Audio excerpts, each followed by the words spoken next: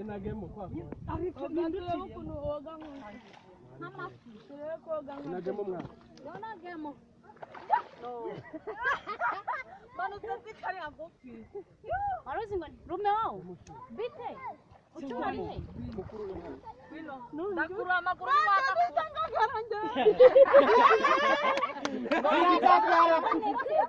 waye mashaka byari ko mfite ikibazo ndi kumagura kumva ikintu umatimora cyane umutwe urimo cyangwa jagwe n'umuntu ushaka wasanga radi arimo aragufata ku gikona uvuze ngo iki harimo iki igika cy'umuntu ehe utari kumbwira tuze tugikuremo mana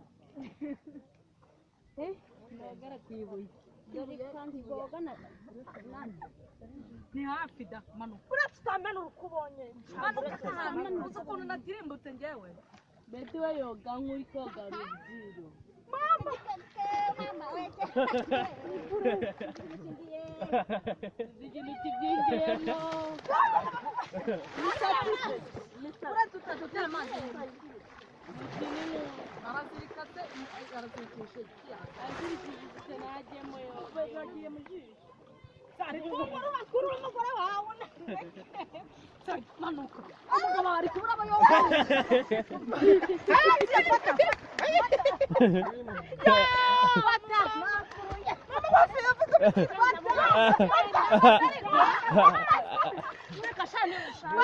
kurura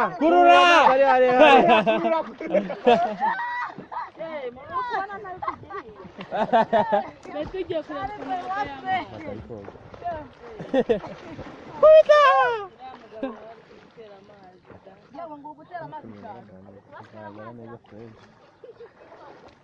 yewe kubira nk'imbata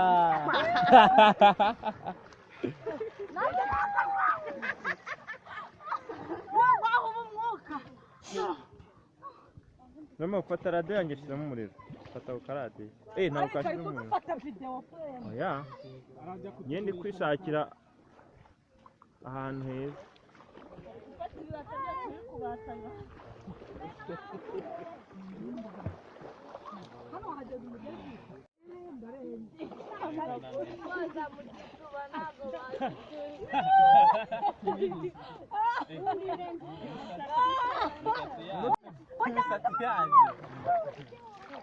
Mubize abari kubaza nibaje koga mu mutwe muri ibintu betagiye gukora kandi ya afite iyo mitatu mubize bombi na dobiti hanze mahoro umaze n'umwanya amazi ndikajya amazi amazi no ndumva shusha byatari nakubize haratwa kwahunda ngende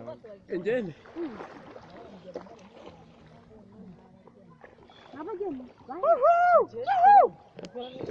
ha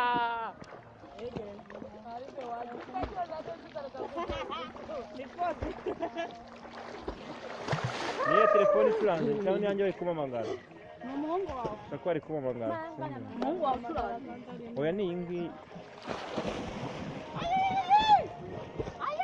Ayey umwana waje rubwiro yarayoza rubwiro kirafashe we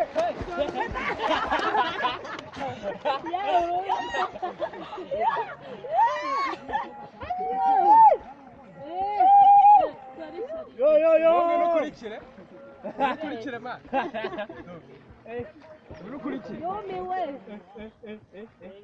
niko ngo nkure mujyanye muri piscine ntiyagukoze isoni utazi ko